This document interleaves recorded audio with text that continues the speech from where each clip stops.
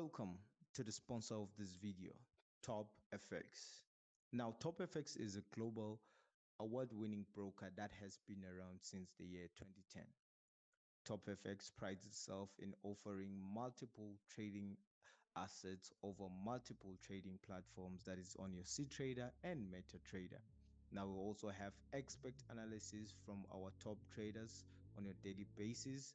We also offer various accounts that you can choose from with spreads starting from 0 pips up to 0.5 pips and leverage of up to 1 is to 8,000.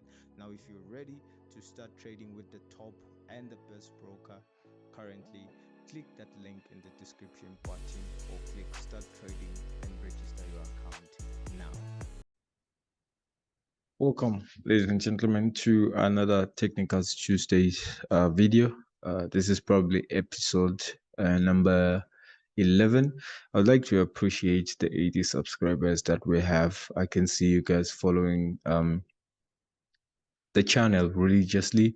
Please share it with friends and family. And if you haven't clicked that subscribe button, please do so that you can help us reach as many people as possible.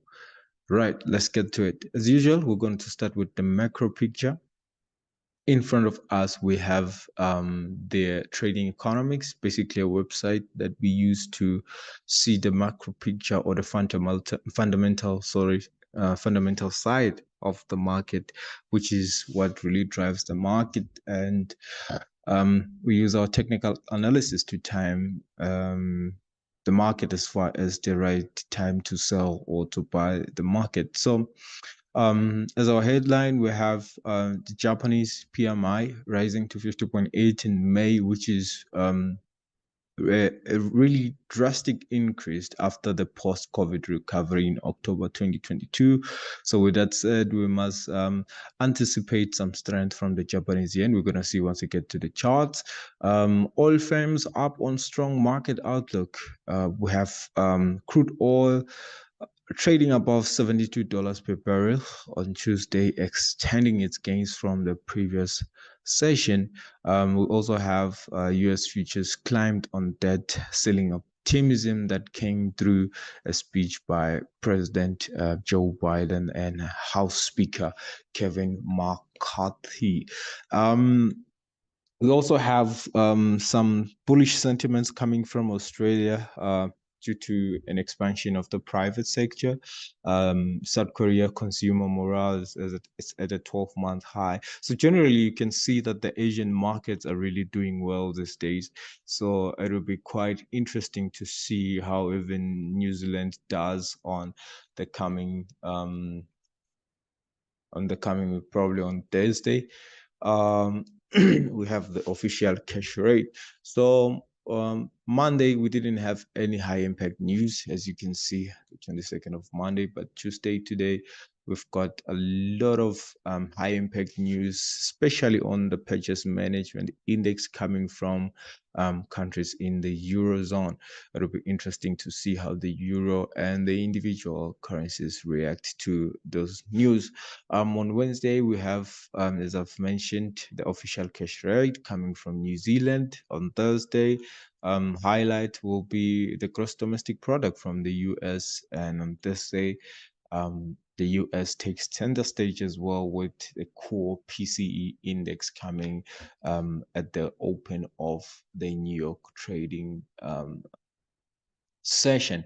So with that said, let us step onto our chart and see what can we anticipate here, or how does the market look. So from this, I would look at this as my major low and that as my major high. So what happened here in previous weeks is we saw the market changing character right here, and after changing character right here, market came back up to mitigate those areas of supply, this one. And what happened, just following market structure here, what happened next is we broke structure on the left some imbalance, and the market didn't come back. for this area of supply. So it'll be interesting to see how the dollar performs in the coming weeks. So continue breaking structures to the left hand side. However, when I look at this, to me, it looks like liquidity, trend line liquidity. So with that said, I would be anticipating this market to push further to the upside, and then yeah, to the lows of 103. We also have some downside liquidity which needs to be taken out here. So yeah, expect some bullish movement probably for the rest of the week, and next week we can expect some bearish sentiments coming from the dollar. Let's look at gold, gold or US oil. My Wi-Fi is quite slow today. So with let's start on a 4-hour time frame, because I have set up here probably a trade coming soon enough. So the previous week we had a reaction here to the areas of 1950, to this demand level here.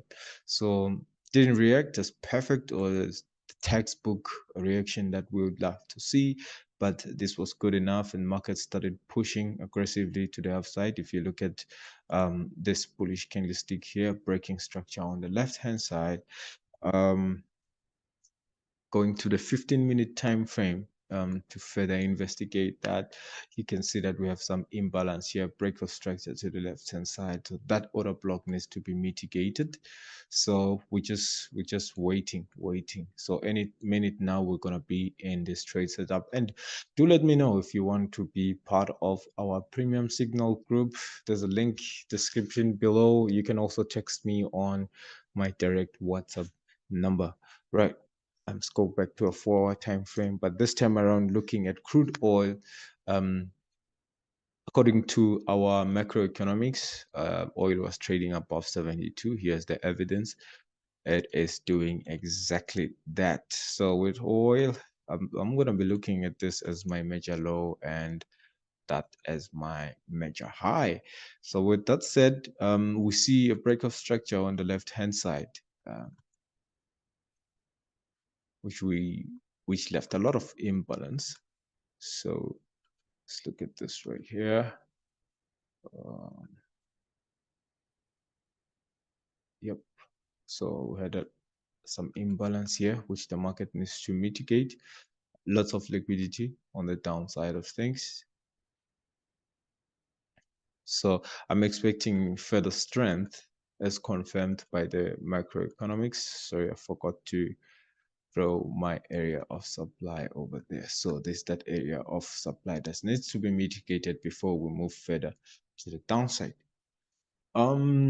Next, pound dollar. With the pound dollar, we are currently reacting to this area of supply, sorry, of demand, right? So currently reacting to that area of demand. Once again, not a perfect reaction. So let's go to a 15-minute time frame to, as usual, further investigate. So use your multi-time frame analysis to confirm things. Let's see if we've drawn this the right way.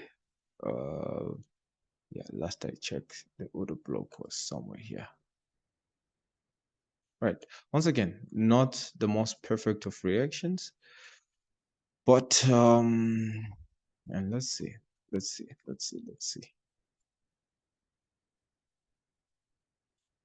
So we had a change of character right here. This was the last lower high. And let's look at the order block that's responsible for that. So this was mitigated and this was probably left unmitigated. Oh, it actually was. Nope. Take it from the open. Wasn't mitigated. So there we go. Almost like gold, because these are positively correlated. So we'll be anticipating a movement like that. Maybe let me go to a 30-minute time frame. To see that clear. You see 30 minutes is taking us to this order block. We can still take that. right? So like that. Remember, market doesn't have to be perfect, doesn't have to look like your playbook or your textbook setup, right? So sometimes you need to apply your own discretion. So I'll be taking profits at these highs or those highs. Let us see how would that look. As long as it's above 1:5, it is the best setup for me. Let's see.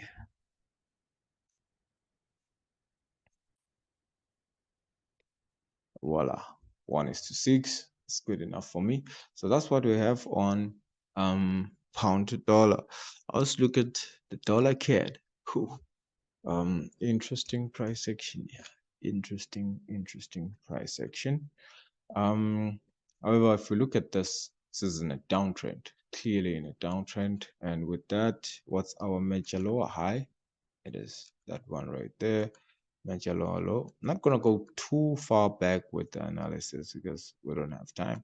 So we have that as our area of supply, unmitigated area of supply that is. And immediately after that, market pushed aggressively to the downside, leaving some imbalance over here. And what do we have here? We have a break of structure. And yeah, wait for the market to push to the upside and then, yeah, probably, yeah, retrace from that. But I'll be anticipating a sell from here to the downside, opposite to the pound dollar, negative correlation. So euro yen, with the euro yen, we were pushing up bullish nicely, but then I saw this area of interest here, supply, which I'm anticipating the market to push down from it. I already have a trade running here, taking after this, but we'll be looking at waiting for a liquidity purge to the up to the downside, change of character, and then yeah, we're gonna add more positions to this in the right way, still risking a 0.5% per trade, right? Yep.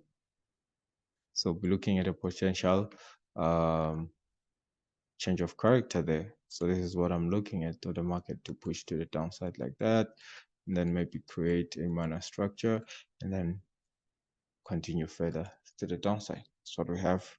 Japanese yen. Let us see US 30. With the US 30, 15 minutes. So we touched on 33,500. Uh, nice reaction there.